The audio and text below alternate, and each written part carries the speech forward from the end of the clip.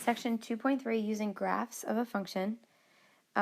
So part 1 here is just identifying characteristics, and a lot of what you'll see here is a lot of review from Algebra 2. All right, so first question, does this function to the right represent a function? Yes, it does, and you can simply say because it passes the vertical line test. So now it's saying, if so, what is f of 2? Well, to do that, f of 2 is asking what is the function value at the x value of 2? So it's saying that when x equals 2, what is f of 2?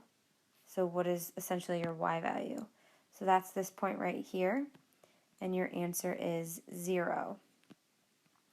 So then it's asking for the domain. So in this graph, the domain are all the x values.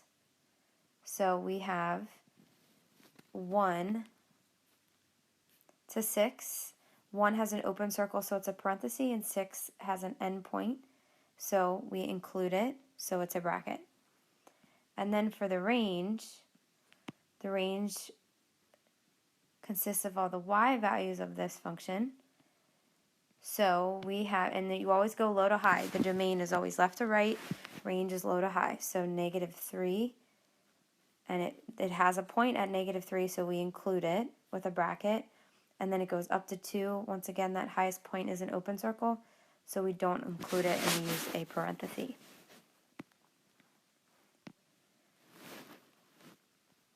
So for the function down at the bottom, does it represent a function?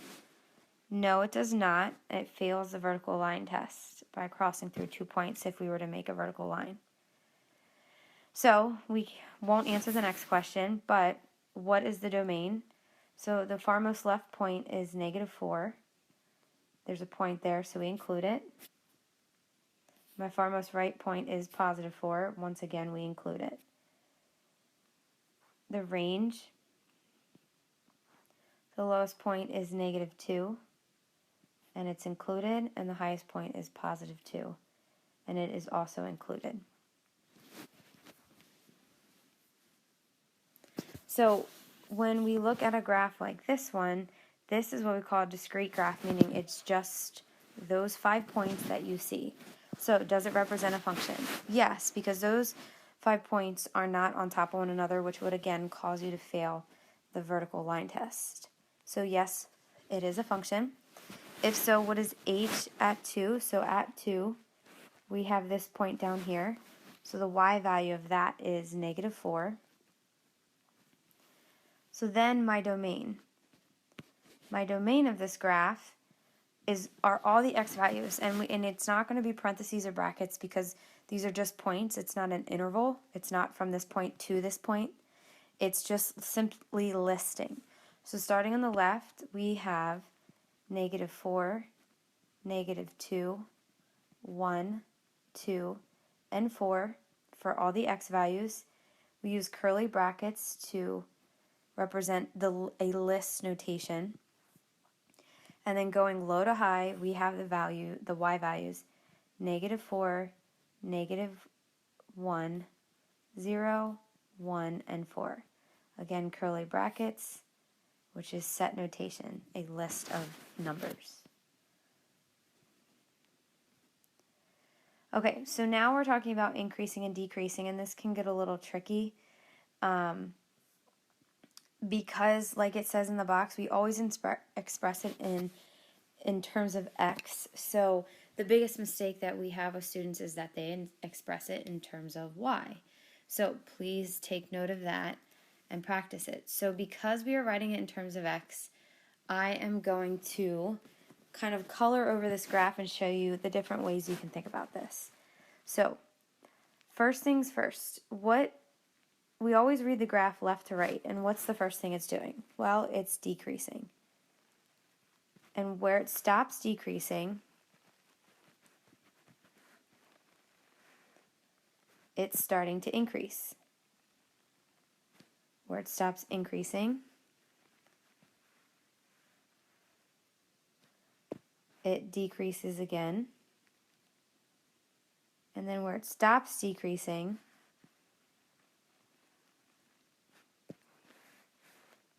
we are increasing.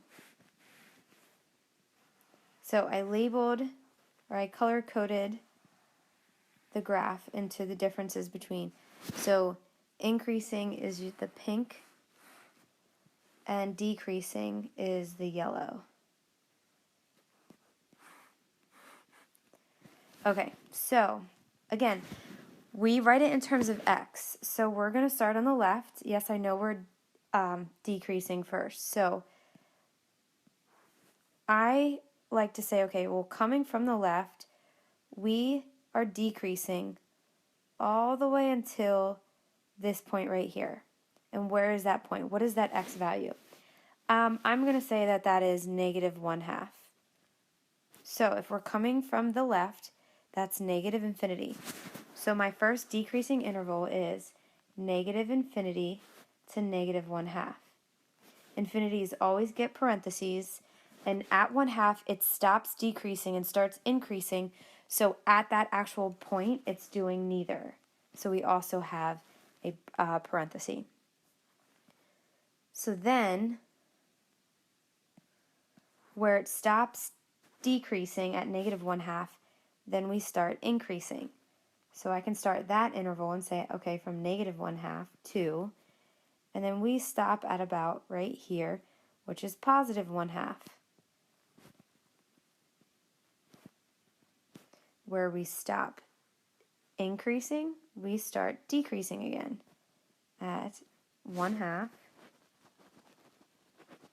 and we go all the way until this x value right here, which I said was 2.3, I guess, 2.5, something like that. Not all these graphs are going to be exact, so do the best that you can. Okay, and then where we stop decreasing, we start increasing, and then we finish all the way up towards infinity. So from 2.3 to infinity. Once again, I do this notation down at the bottom here because it helps remind you that you need to think left and right when you're writing these intervals. Because we need to think, okay, I know it's going down, but instead of saying like, okay, if it's going down, say you're going down a slide. So instead of saying how far down do you go on the slide, I'm saying how long is the slide? How long, like left to right distance, are you going up a mountain? And then how long is that next slide? How long is that next mountain? So you have to think left and write it in terms of x. All right, so that last question says, what type of function is this? This is a polynomial. And if we want to be extremely specific, we can say it's a quartic polynomial. That's a degree of 4.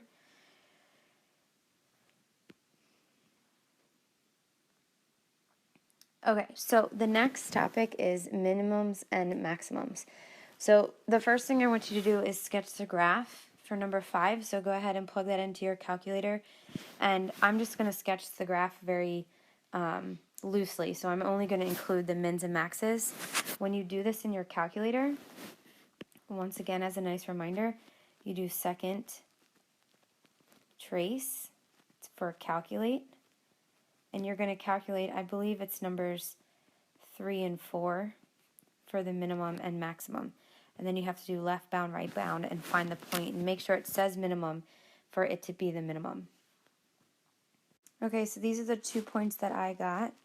And just finishing the sketch of the graph, it looks something like this. Okay, again, a very loose sketch. So that maximum point right there, a maximum is any peak that you have. So that maximum is at the value -2, 8. And that minimum, any valley that you have, this one is 0.667, so 2/3, comma, and then I rounded to -1.481. So I did the best that I could when I graphed to get that point where it needed to be. Okay, so do the same thing for number 6, and then we're going to be a little bit more specific and identify any local, relative, and absolute mins and maxes. Okay, so I had a point at 0, 0. My next point was at 1.3, and then 1, 2, 3, 4, and a little down here. And then my next point, unfortunately, guys, is totally off. I'm going to try to draw it as low as I can. I cut my screen off, but I will give you the values to make sure that you have it in the correct position. Okay, so that is going to look like this. It goes down, and then it comes back up, and then it goes down, and it comes back up.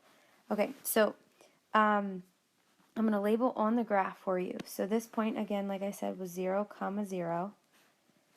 Over to the right, we have 1.36, comma, negative 4.39. And down here, again, like I said, mine's at like 7, but it really should be off the page at negative 1.59, comma, negative 8.59. If you didn't get these values, then you need to make sure that you did second trace correctly for your mins and maxes. Okay, so where does this function have a local max or local min? Okay, another word, just so you know, you could also see relative, not just local. They go hand in hand. So you might hear your teacher say either. So local or relative min and max. Well, those are just all the peaks and valleys.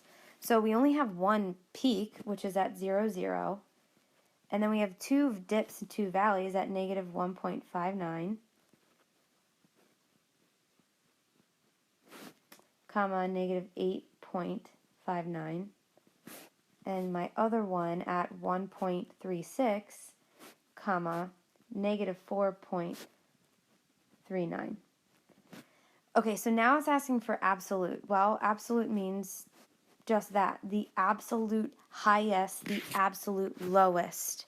Okay, so, well, the only maximum we have is 0, 0. So those, what we just listed above, are the only choices we have to choose from.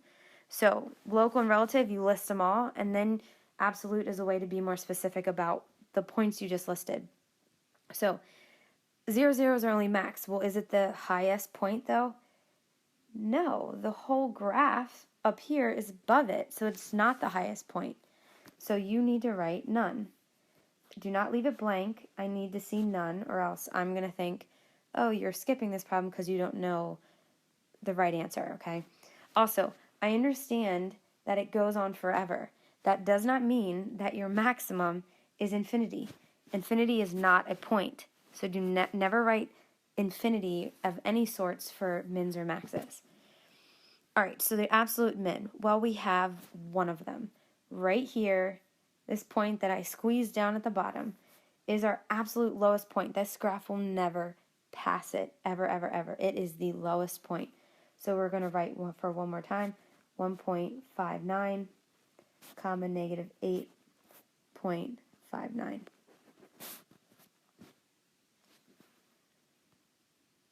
Okay, this next one is talking about zeros and then intervals of positive and negative. So first question says, what are the zeros of this function? Well, we have zeros at negative 1, 0, 1, and 3. So those are my zeros.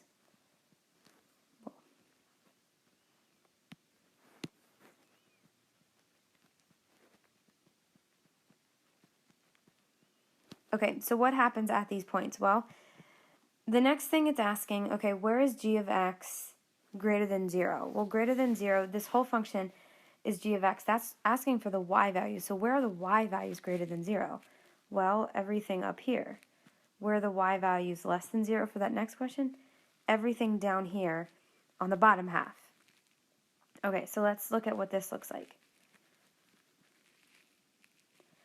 All right, so once again, I'm going to highlight to try to identify.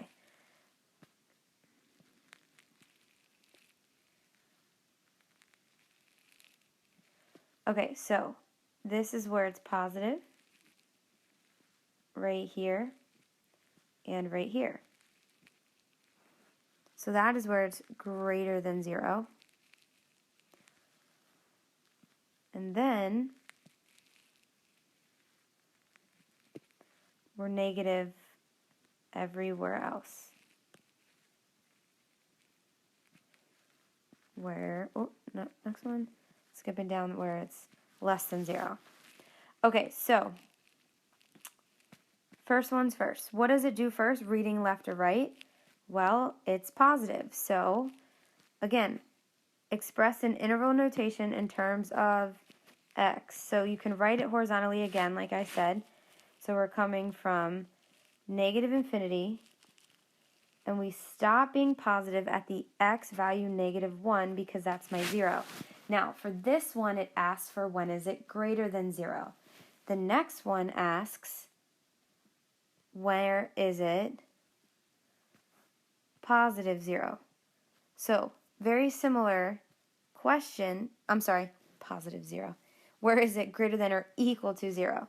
So for this first one, at -1, it is 0, so we don't need to include it. It's saying for just above it. The next one underneath of it, greater than and equal to 0, I'm going to write the same interval. Infinity is always going to parenthesis, but at -1, it is equal to 0. So that's the difference between these two questions. All right, so then the next thing it is, after -1, it is negative all the way to the x value 0.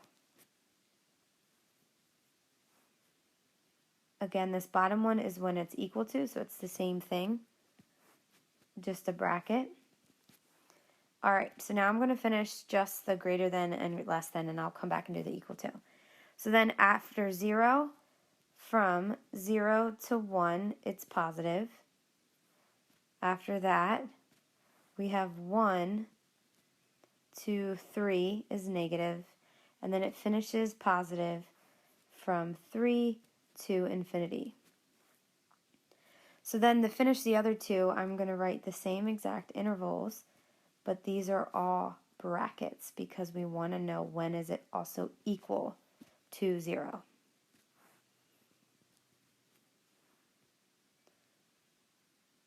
And this one down here should have been a bracket.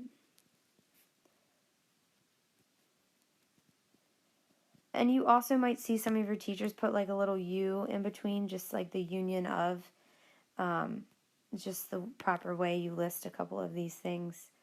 So you might see that in between as well.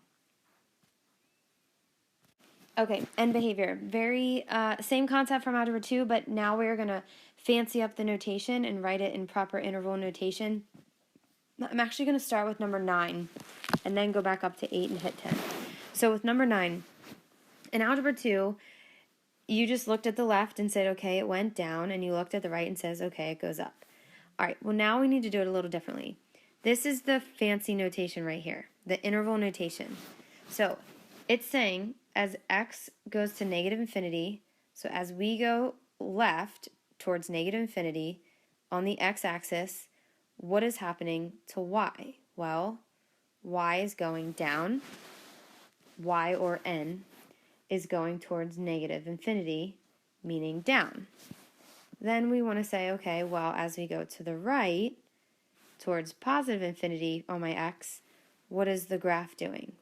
Well, it's going towards positive infinity, meaning it goes up. So, as x approaches negative infinity, n of x approaches negative infinity. That essentially means as we go left, the function goes down. And then on red, it says as we go right, the function goes up. And then it asks what type of function is this? This is a cubic function.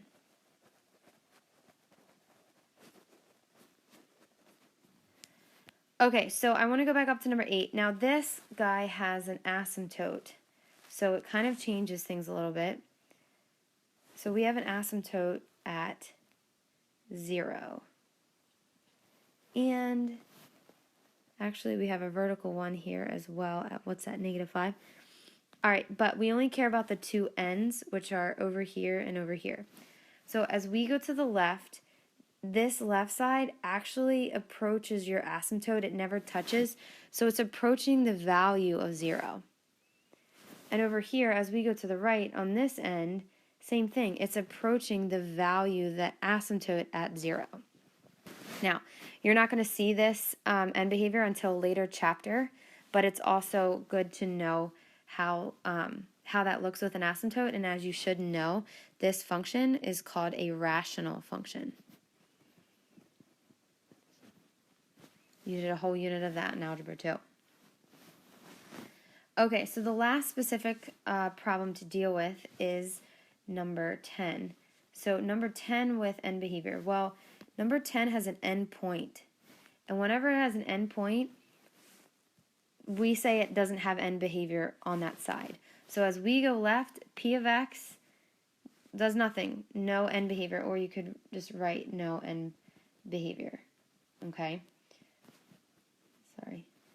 Now, as we go to the right, my function goes up, so I'm going to include that, okay, well, it goes towards positive infinity.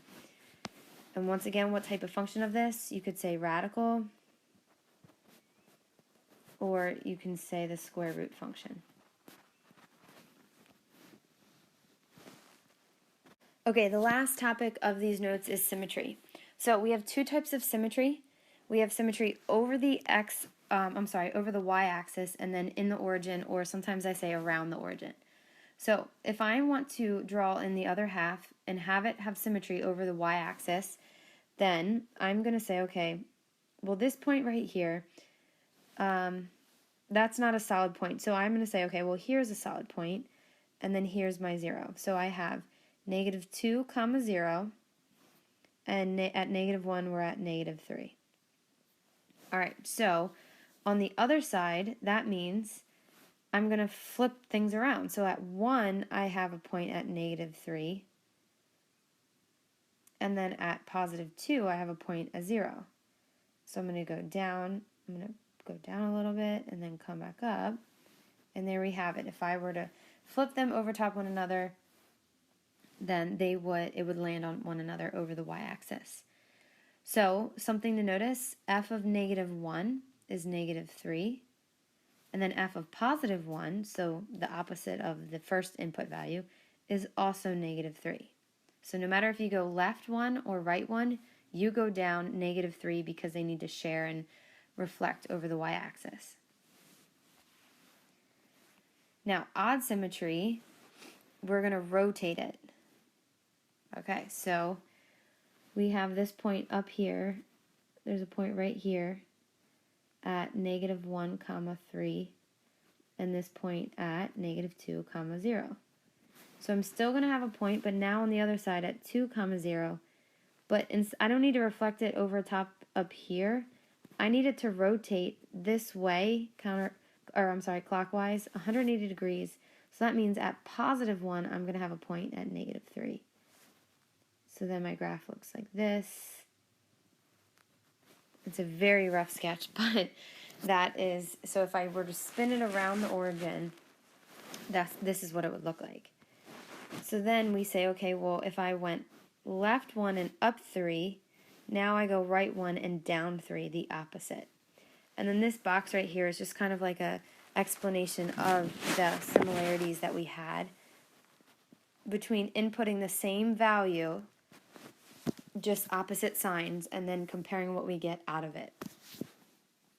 So with that said, we can also break this down algebraically. So for the first one, I'm going to take -1 and 1 and substitute it in and hope that I can prove if it's even or odd. So if I take -1 and I plug it into h, I get -1 to the 4th minus 4 times -1 squared.